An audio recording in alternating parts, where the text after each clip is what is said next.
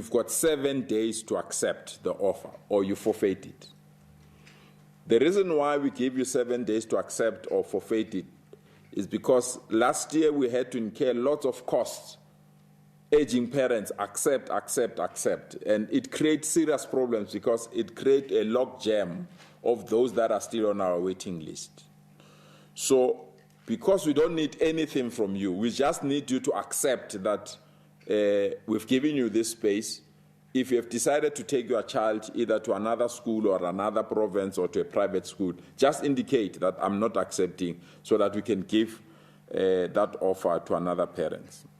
So offers that are not accepted within the 7 days period will be forfeited. And we want to emphasize that point, that you've got 7 days, and I assume it's 7 working days. 7 school days.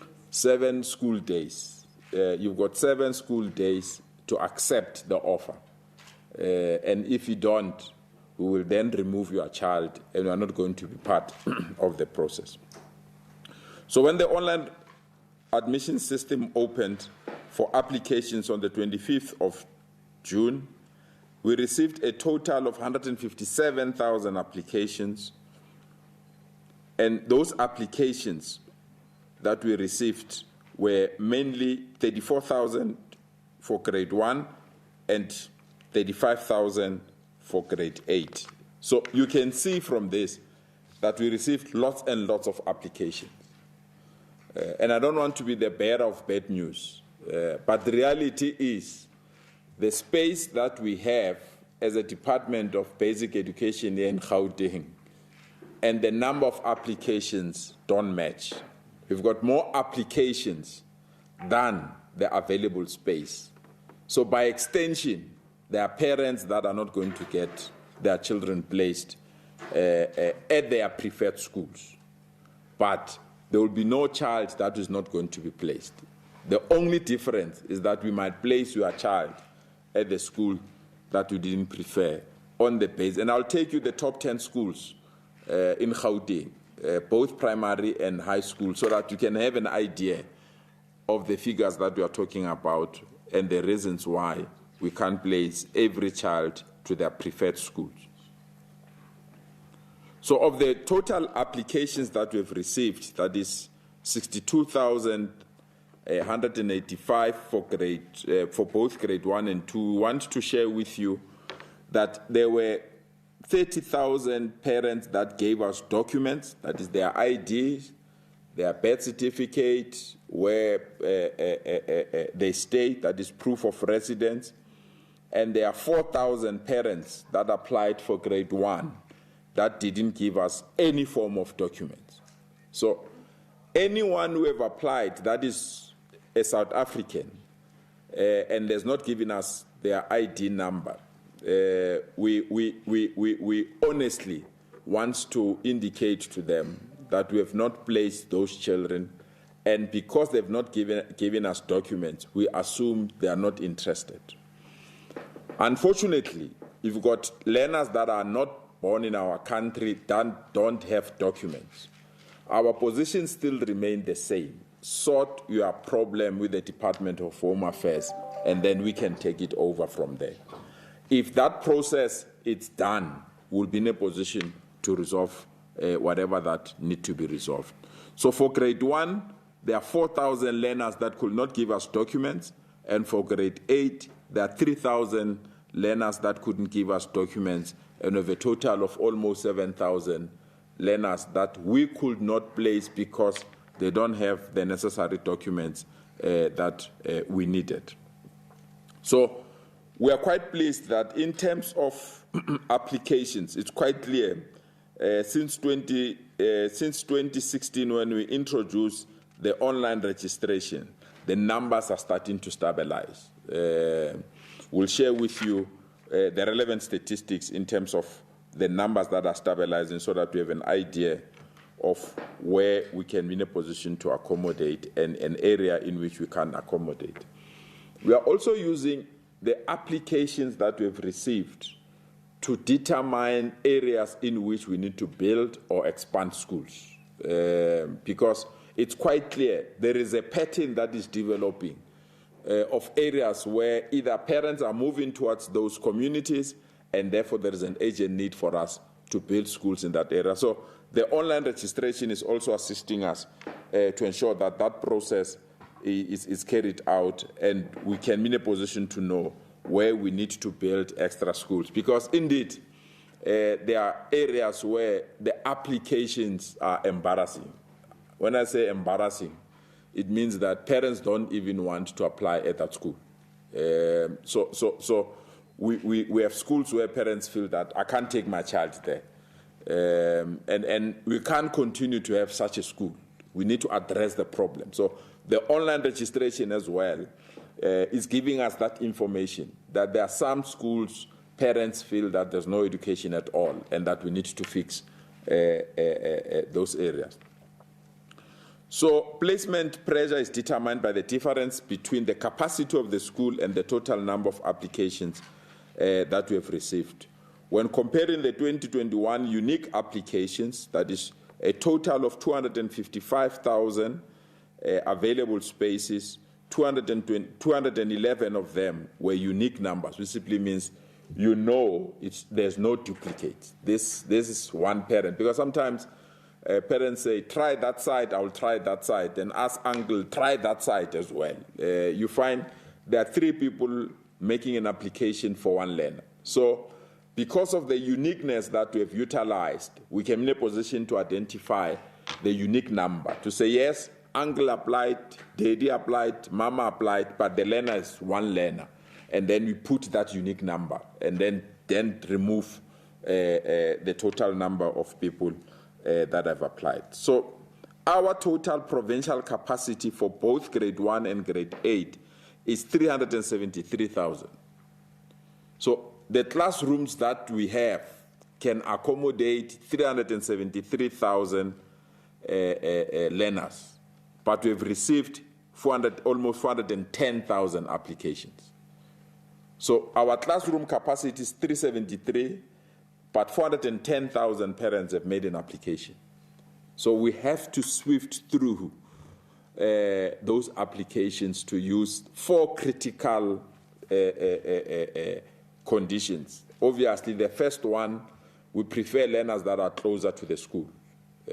So any learner that is closer to the school as part of our process of ensuring that those particular learners don't have to travel long distances, but most importantly, we don't contribute to traffic jam. So our first criteria will therefore be who is closer to the school. And then the second criteria is who is within the perimeter of the school. You might not be closer to the school, but you are within the feeder area of that particular school. So you might stay next door to the school, but you might not stay next door to the school, but you are either within the feeder area or the ward of that particular school. And then we are going to take the third part, which is capacity. Do we still have capacity to accommodate the person that need to be accommodated?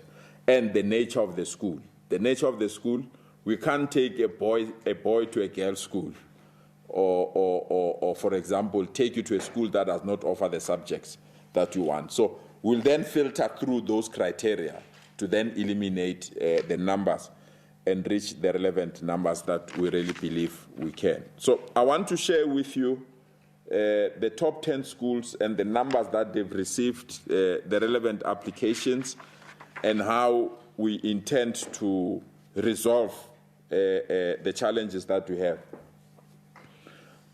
The school that received the highest number of applications, that is a primary school in Gauteng, is a school called Lyre School Acacia.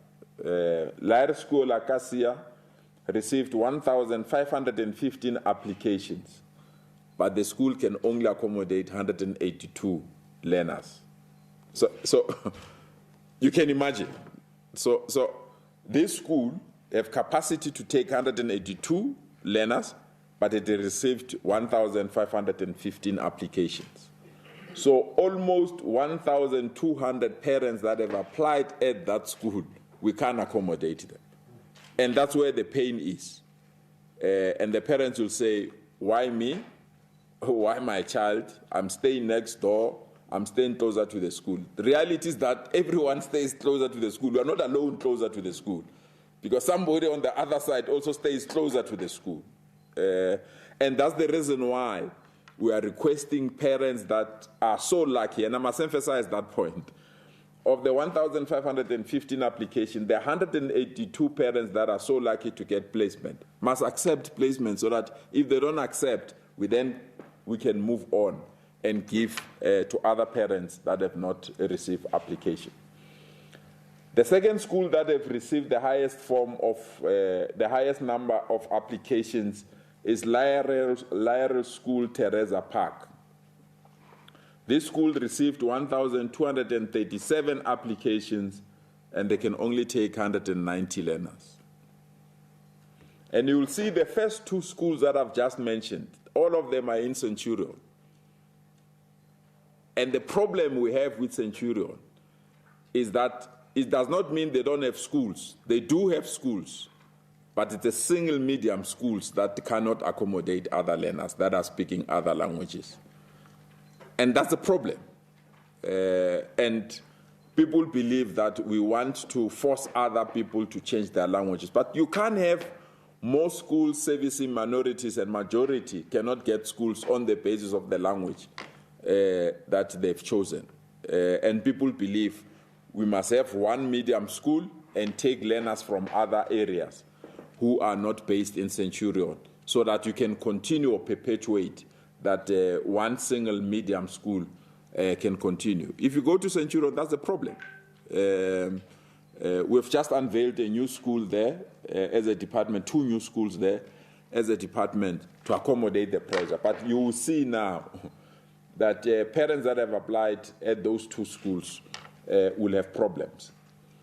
The third school that received the third highest number of applications is Lyre School, Rachel DeBier. They can only accommodate 240 learners, but they received 1,073 applications. So I can go on and on and on. Steve will give you those particular figures so that you have an idea. And those are only primary schools. If we move to high schools, the school that received the highest form of applications in Gauteng is Albertine High School. Albertine High School can only accommodate 210 grade 8 learners, but they received 2,376 applications. So more than 2,000 applications there will not be successful.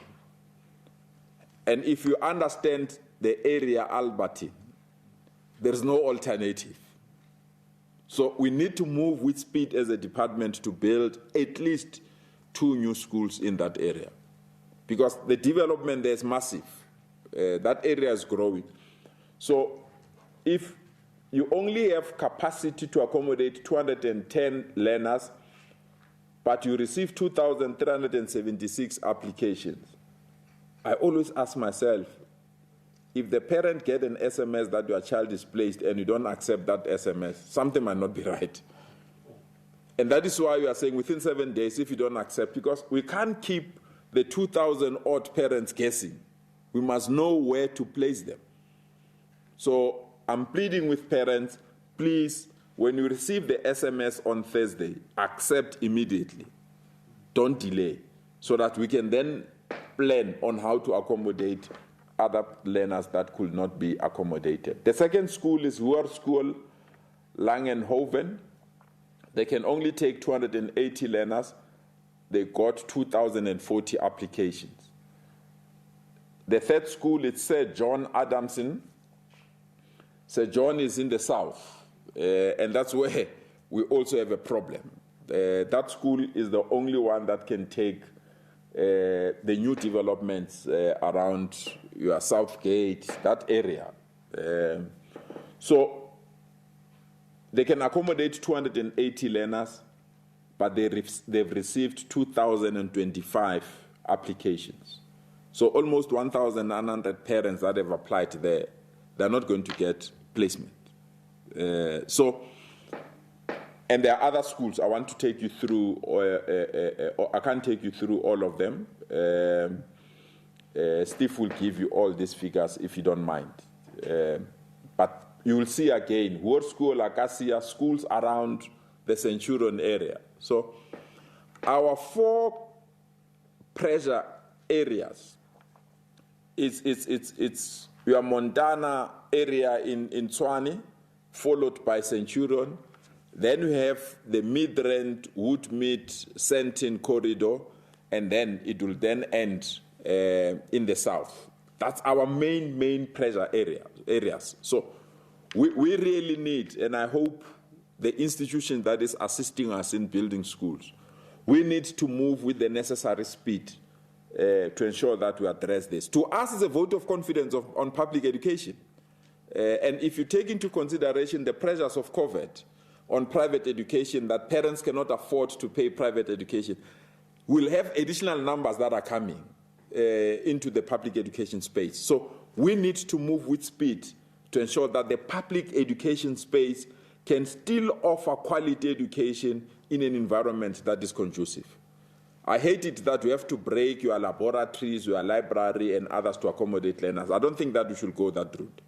We should build new quality schools, and where there's available space in some of the schools that are popular, we need to expand within those particular schools. So I don't want to take you through, as I said, I don't want to take you through all those schools in terms of their capacity, but we'll place this information on our website, and we'll have an idea of our top 10 primary schools and our top 10 secondary schools. But I want to thank the SGBs, the principals and the educators of these top 10 schools. We are giving private schools around that area a run for their money. It's a demonstration that parents believe public education can be quality, which is something that we have been struggling for quite some time. What we need to do now is to eliminate those that are at the bottom so that they can also provide quality education. Because if everyone can provide quality education, there will be no need for us to guess which school I need to take my child to and which school I can't take my child to. But also our regulations have assisted in opening some of our schools, because there are some schools where for an exclusive use of a certain grouping.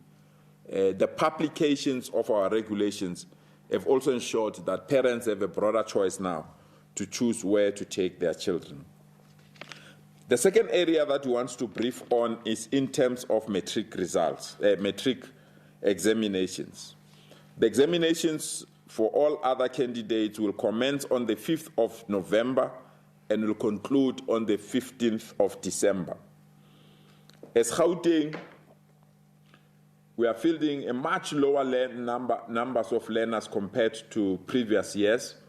We've got a total of 152,000 candidates that have enrolled to register for the 2020 examinations. Of the 152,000 that have enrolled, 117,000 will be full-time, 34,000 will be part-time. As I've indicated, this constitutes a decrease of 1,771 candidates as compared with 2019 enrollment of 153,000. So this year we've got 152,000. Last year we had 153. So we had a slight drop just below 1,771 of learners. But I want to speak to learners that are going to write exams, because this one is going to be a difficult and complicated examination. We endorse the call by the minister that the matric exam paper must remain the way it is and it must not be changed. We must not say, because this year we had COVID, matriculants must write a lighter paper. That will be a disservice to the learners, but it will be a disservice to the country. Matriculants of 2020 must be exactly the same as matriculants of 2013, 2010, or 2005. They must not be different. And we don't want to stigmatize the matriculants of 2020, so that when they go to university, they will say, you came here easily because of COVID. So we support the minister that the paper that was prepared 18 months ago, it must remain that way. So one thing that I can give matriculants a scoop when they go and write examination, I can tell them freely that there will be no question about COVID, because that paper was prepared before COVID. So if there is a paper about, there's something about COVID, then there's a problem. So we want to urge our matriculants, and we are quite excited that the camps that we have arranged for them are now packed. Learners are coming back. Since the reduction to level 1, the number of learners are picking up, and we really believe it will assist us to ensure that learners don't drop out in terms of, because of the problems or the challenges of COVID. So this examination is a combined examination. So we're going to have 5 examinations in one. 5 examinations in one. So it's the biggest examination. The first examination is going to be the National Senior Certificate full-time examination.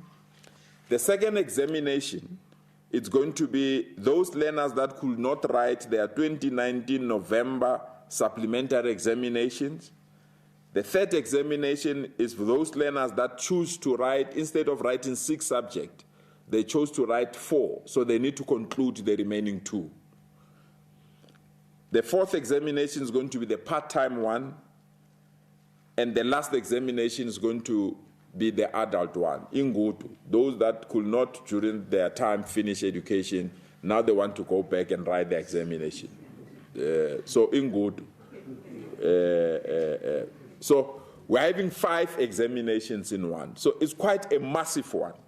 And that's the reason why we had to approach churches, we had to approach community halls, but with the increase of the alertness related to COVID, that is social distancing, we need to get additional classrooms for these learners to write an examination that is credible. So we've approached all these centers, that is additional community halls, additional examination venues, additional churches, the churches that we're converting to be our examination centers. In total, we now have, to accommodate social distancing, we now have 1,088 examination centers that will be utilized for these exams. And of the 1,088 centers, 105 centers will be for the senior certificate, and those that are old that wants to go back to write, which is a good thing, I must be honest. Because we've got more classrooms and more areas to write exams, we've expanded our invigilators to 12,000. It's a massive, and it was very difficult during COVID to train them, but I can assure you, we've managed to train 1,088 chief invigilators, who in turn managed to train 12,000 invigilators, because we could not bring them under one venue because of COVID-related matters. So I want to take this opportunity to wish all our matriculants good luck, and I want to plead with them. Scheme Sam, Gomorrah, the river come and go. The matric come once. So if we don't have the capacity to catch up, have the capacity to pass your matric. I'm pleading with them because it's going to be a difficult examination for obvious reasons. But I want to plead with communities. Since level 1 was recorded, many people are in a party mood. Please give support to our matriculants. You might not be aware, these matriculants represent a very important component of our economy called skills development. Without their skills, our economy is not going to move. So give them the space and the room. And I remain hopeful that Jerusalem ended on the 24th of September. These learners must concentrate and write their examination. they can only dance to Jerusalem on the 16th of December when they finished writing the examination. So the marking will start on the 4th of January 2021. We'll conclude marking on the 22nd of January. And the minister will announce the date that learners will receive their results. For the first time, and for obvious reason, learners are not going to receive their results at the beginning of January. The minister will give us a date that will be accommodated, will accommodate all of us. I want to leave it here, Steve. If there are areas that need clarity, we'll be in a position to respond to those issues. Thanks. Thank you very much, MEC. Ladies and gentlemen, you know the drill. I'll take 1, 2, 3, 4, 5. In that order, and yeah, Matric. Thank you so much, MEC, for talking to us, Matric, from SABC News. MEC, just a couple of questions. I just wanted to find out, in terms of, you speak about the applications and the numbers that you have, and the need being greater than what is available on the floor. It's not the first time that we've had that. We have that conversation every year. I just wanted to find out, but there's a different dynamic that plays. It's 2021, and I think we all know that this virus is going to be with us for some time now. What systems are you putting in place to ensure that the new children coming into the system, are you going to be able to accommodate all those numbers, keeping in line with the issues of social distancing? We've seen a lot of schools right now applying the issue of children coming in on alternative days or different grades coming in. What's going to happen now, going into the 2021 academic year? I think that is the first question.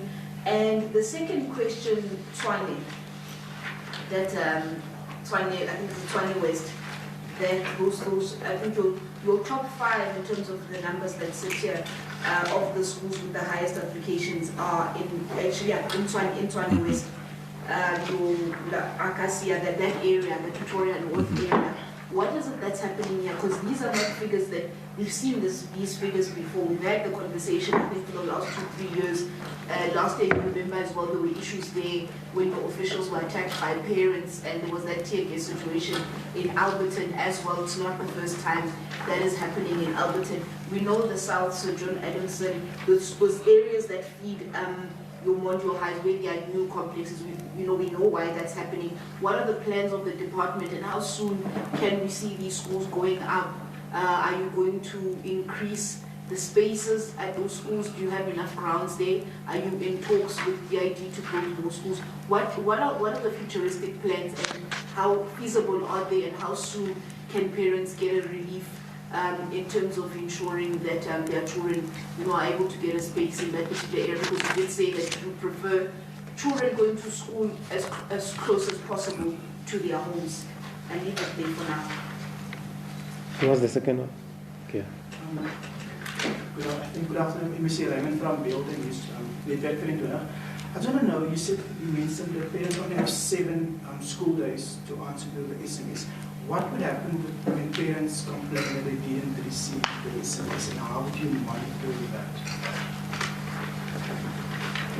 Yeah, but Let me see, Valley from Newsroom Africa. I just want to find out what are the plans, because we do find ourselves under lockdown and COVID-19, for those matriculants who will be writing exams, and should they contract the virus during their exams, what are the plans there to assist them, and where they still need to self-isolate?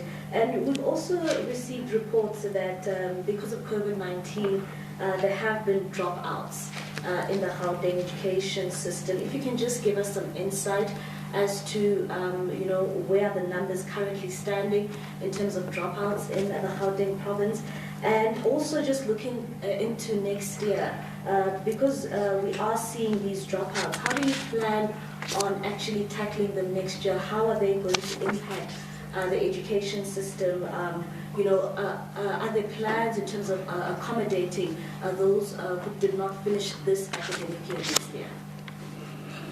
Okay. Hi, MEC Temple from ENCA.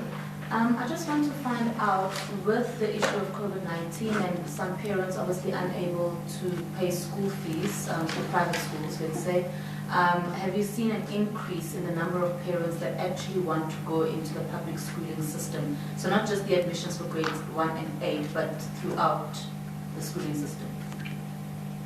Okay, sir. Yeah, Matric supplementary and Gauteng Express. MEC, the question, I've got two questions. The one question would be, what sort of backup plan is there, in terms of the influx in numbers, especially in those schools where there's too many people coming from the same perimeter area, and there's already overcrowding in terms of the applications. What is the backup plan for that? And my second question is there a system in place in terms of engaging with other media portals like your TV, radio, to add more of additional programs that can help enhance the kids, in terms of preparation for the national matric examination coming up in light of the pandemic? Okay, thanks very much. We'll come back. MEC? Thanks, Steve. Let me start with the SABC.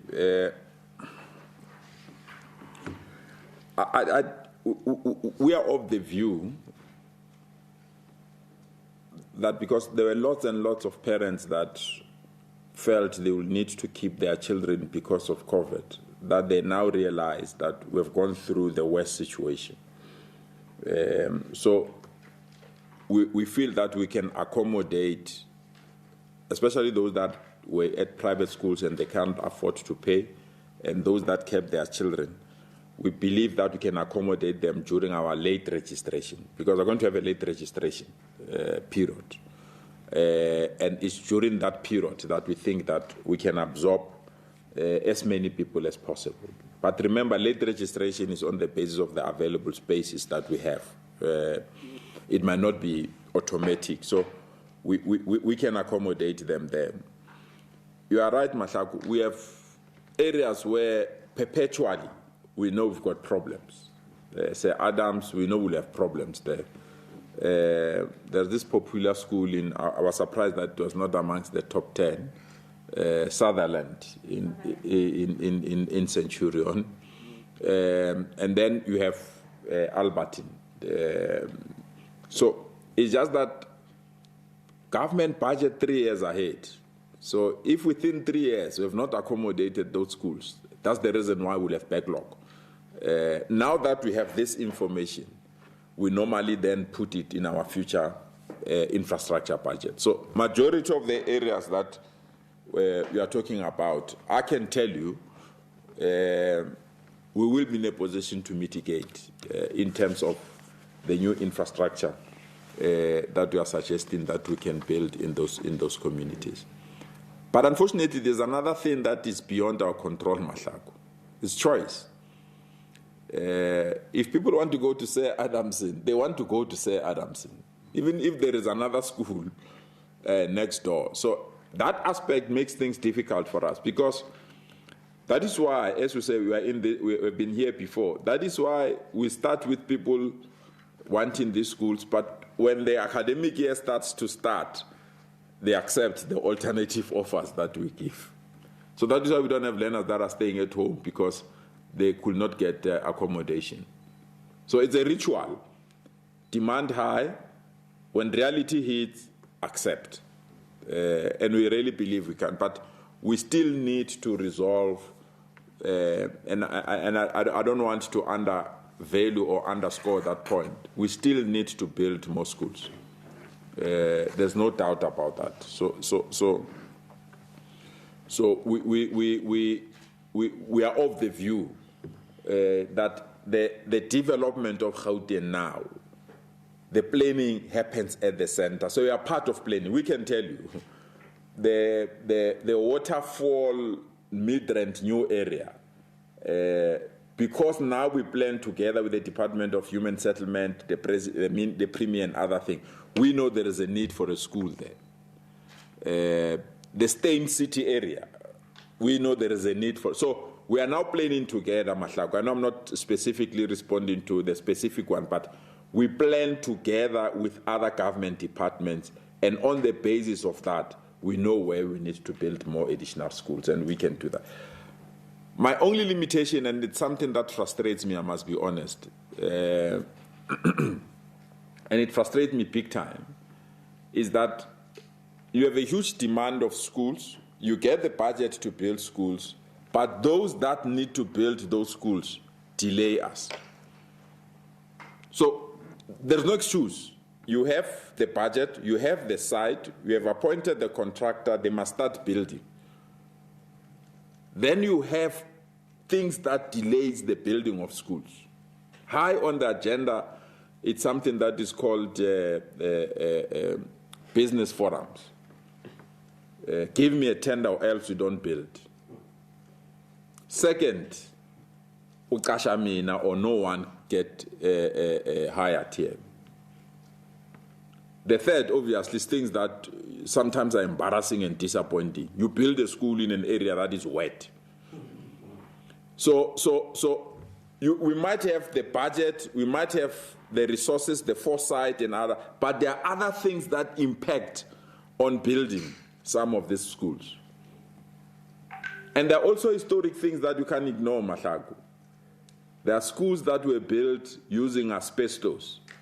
Even if there's no demand in that area, but you can't allow learners to continue learning in an asbestos school. So you have a responsibility to destroy that asbestos school and then build a proper school. So your budget, therefore, is diverted to meet the demand. And you know the ministers also signed norms and standards with the NGOs.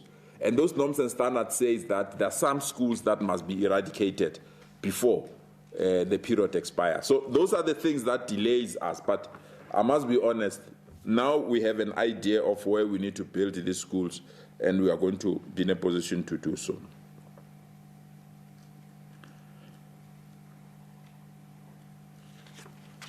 In terms of build, you raise the issue of parents that might claim not to have an SMS. It's a problem. Last year they made me a joke when I spoke about it. The problem with South Africans is that they change numbers frequently. And it creates problems. If I owe Edgar's, I open another cell phone number with somebody that can't trace me. And we send a message to the number that you locked with us. So we can't determine that we have changed your number. And you're right, it's a problem. It's a serious, serious problem. Or people say, I forgot my password, because you need to also log in and accept. No, MEC, I forgot my password. And I don't want to give an example of what kind of a password you need to have so that you don't forget. But reality is, those are the things that delays processes. So for the first time, I think we've built in 3 things. It's an SMS, it's email, and it's a letter as well. Ne? Or something of that nature, so that at least if you miss the other, you can get to the email. And it will assist us then to have that problem. In terms of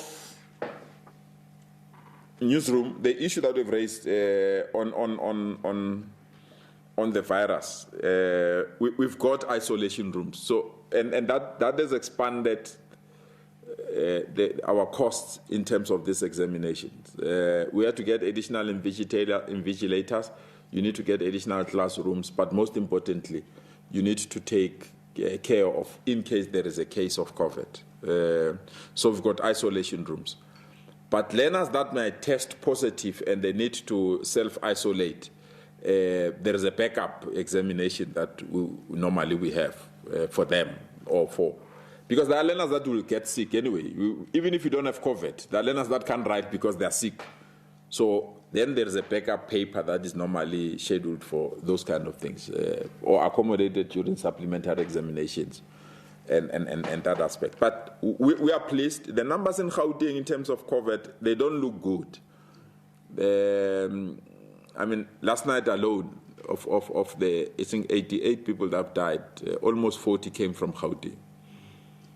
So we don't want to lower our guards. That is why, even though we've moved to level 1, we said to all our schools, maintain the status quo as if you are in level 5, in terms of screening, sanitizing, banning of sporting facilities and all other sporting activities and all other things. So we are still monitoring the situation, and we really believe we can also manage during COVID if there are problems.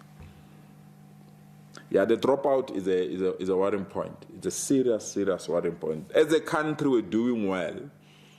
We're one of the few countries that were at almost universal in terms of attendance. If you check our figures, we've got the right age group was at the right grade. So this COVID thing would disrupt that, and that's our main fear. Because somebody that was in grade 10, say being 17 years, he drop out and he come next year, he wants to be with the little one in same grade. You can imagine what it does. So we are still urging parents, even during this late moment, please bring your children back. We're hovering around 18% in terms of learners that didn't come back or who are not attending as regular as possible, from grade R to grade 12.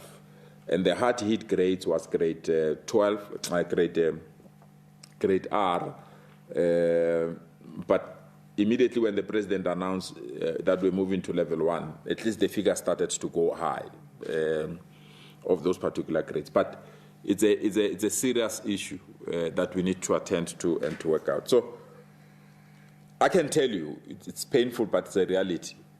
We're going to have an unprecedented number of dropouts this year, and that is worrying. The second question you said, what will happen next year?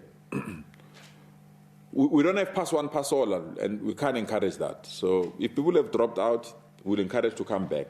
If they come back, they have to repeat the grade. It means that there are some grades that we have to expand the classes because we'll have additional numbers. And that is why we're urging parents that please ensure that your children come back so that we don't have this problem next year. NCA, so before I answer your question, I want to put this to parents.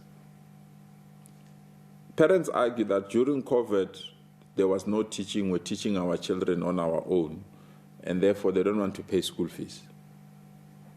The danger is, if you don't want to pay school fees, the teacher that was so good, so brilliant, cannot be paid by the school, and that teacher will leave that school and go to a private school. By the time you are willing to pay, you'll only recruit a teacher that is not good to come and replace that teacher. So it's a self-defeating mentality.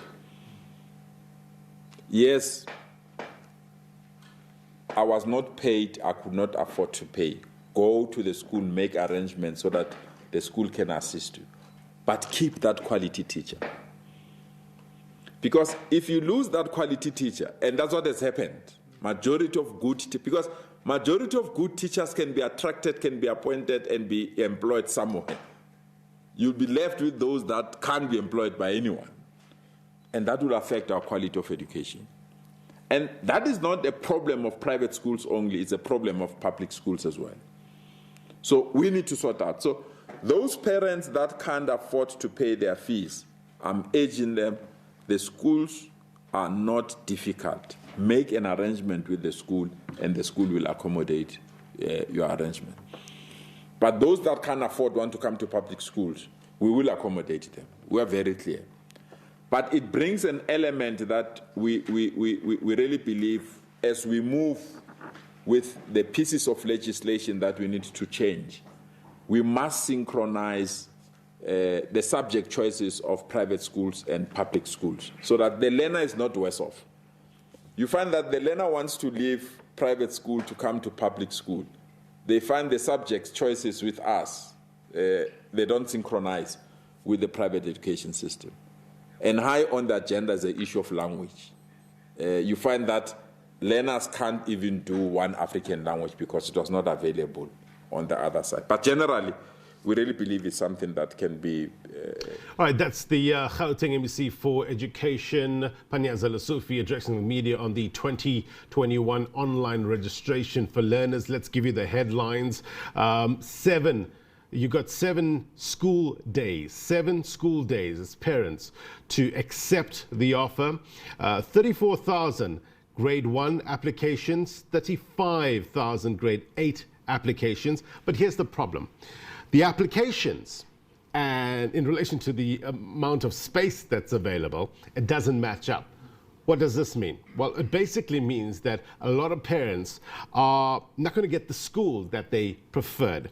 So the MEC was also speaking about the top 10 schools that have received the most applications, and the top primary school has received, well, it has space for 182 learners, but they received about 1,515 applications. So in this regard, just one example, there's going to be a lot of disappointed parents in terms of the preferred school that they chose for their children. In terms of matriculants and in terms of the exam paper that they need to write this year, the exam paper that was prepared 18 months ago will remain the same. That's what the MEC was saying. There has been matric camps that have been set up. Hopefully that'll go a long way in preparing the learners for these exams. Basically, that's in a nutshell what the MEC had to say. We'll try to bring more in our later bulletins. I want to take you now to the cradle of humankind. The Minister of Tourism